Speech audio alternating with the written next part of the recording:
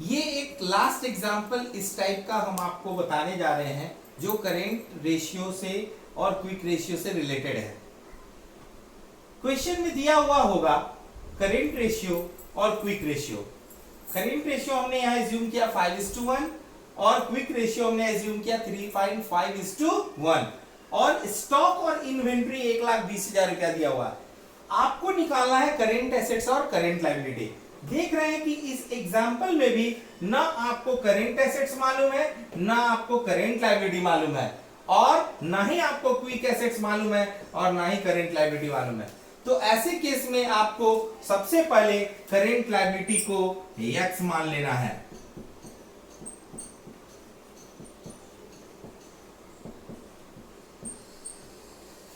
और यदि ये करेंट लायबिलिटी एक्स है तो ये क्या है हमारा करेंट एसेट्स। तो करेंट एसेट्स कितना हो जाएगा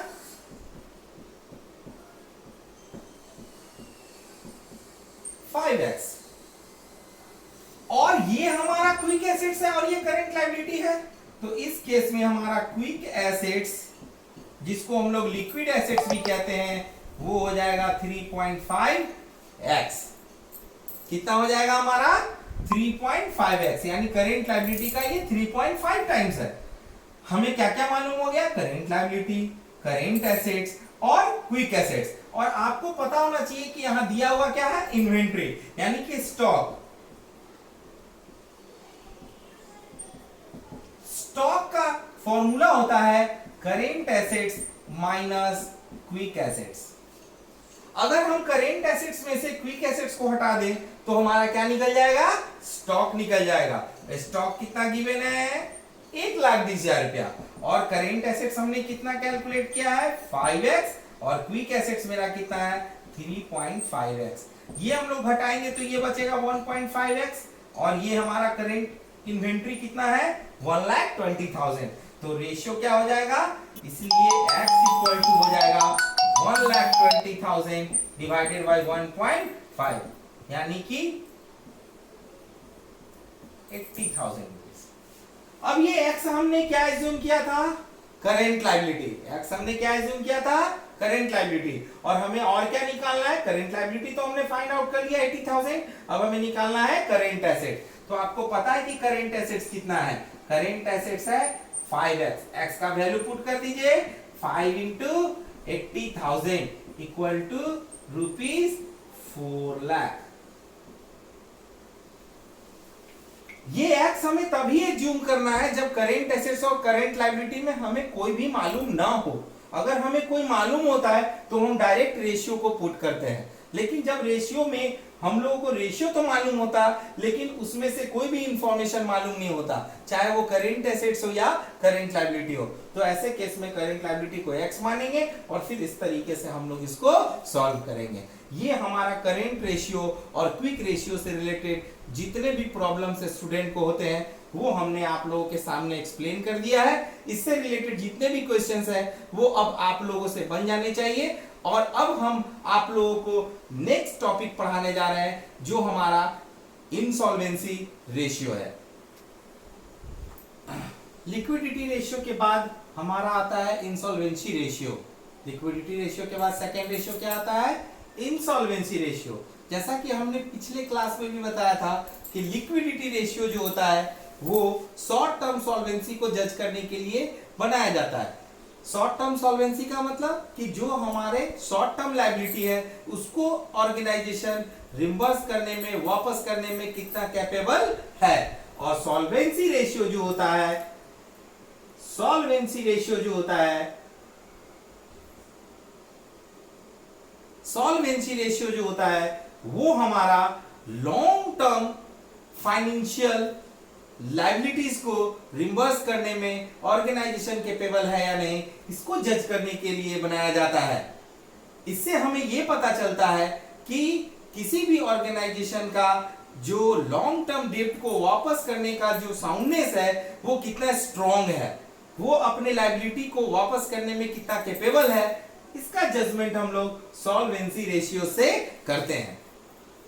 सॉल्वेंसी रेशियो कहां से हमको बोलना है, इसे हम लोग एक्सटर्नल और इंटरनल इक्विटी रेशियो के नाम से भी जानते हैं, क्योंकि ये एक रिलेशन क्रिएट करता है लॉन्ग टर्म लायबिलिटी और ऑनर्स फंड, जिसको हम लोग शेयर होल्डर्स फंड के नाम से भी जानते हैं। यानी ये ऑनर के फंड और लॉन्ग टर्म डेट के बीच एक रिलेशन को भी क्रिएट करता है, यानी इंटरनल और एक्सटर्नल दोनों को ये रिलेशन क्रिएट करता है। इसीलिए हम लोग इसको एक्सटर्नल इंटरनल इक्विटी रेशियो के नाम से भी जानते हैं। कहता है ये कि सॉल्वेंसी रेशियो को 4 पार्ट में क्लासिफाई किया गया।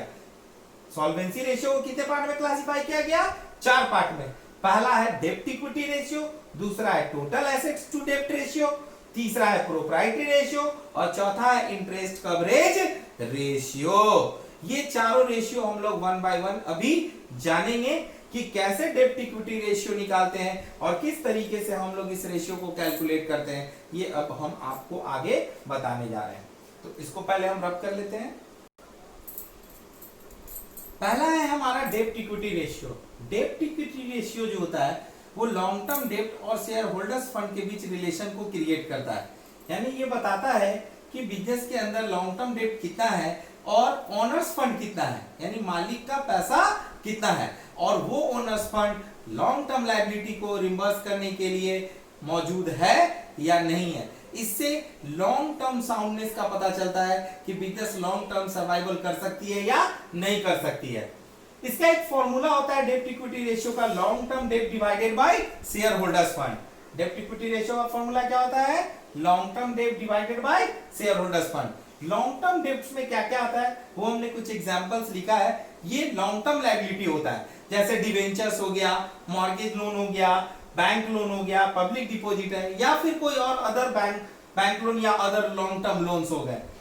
और ऑनर्स फंड जिसको हम लोग शेयर होल्डर्स फंड या नेट वर्थ के नाम से भी जानते हैं, इसमें शेयर कैपिटल होता है, चाहे वो इक्विटी शेयर हो, प्रेफरेंस शेयर हो, और जो भी प्रॉफिट और रिजर्व होते हैं ये सब हम लोग इंक्लूड करते हैं। लेकिन फिक्सियस एसेट्स को छोड़कर कुछ एसेट्स ऐसे होते हैं जो फिक्सियस होते हैं, बनावटी होते हैं, काल्पनिक होते हैं, तो उसको छोड़कर बाकी हम सबको क्या करते हैं? जोड़ देते हैं, यानी ये एक्सक्लूडेड होता है।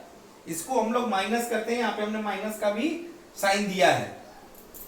फिक्सियस एसेट्स में क्या क्या आते हैं वो हमने नीचे डिस्क्राइब किया है, जैसे preliminary expenses, underwriting commission, discount on issue of shares and debentures, accumulated losses. ये क्लास 11th में भी हमने आप लोगों को बताया है, ये पहले भी पढ़ना था आप लोगों को कि फिक्सियस एसेट्स में क्या क्या आते हैं।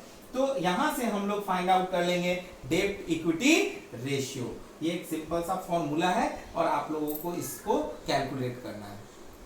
Is it clear?